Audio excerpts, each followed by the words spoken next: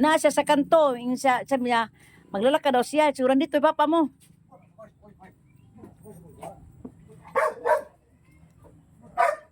Tanay, masian kayong iro.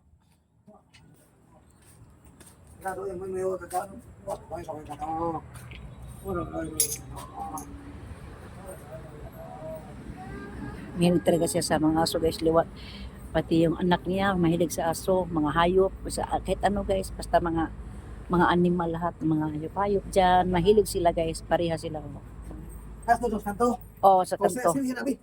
Di ra siya, ay, magduduwa pa siya. Di lagi, di ra siya kay magduduwa. Nasaan ka na daw? Napupunta na.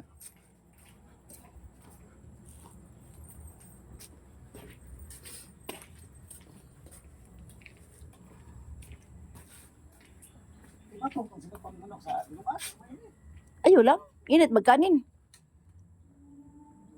Init ang kanin. May start na siya? Oh? At tigain na siya itong ipalit, no?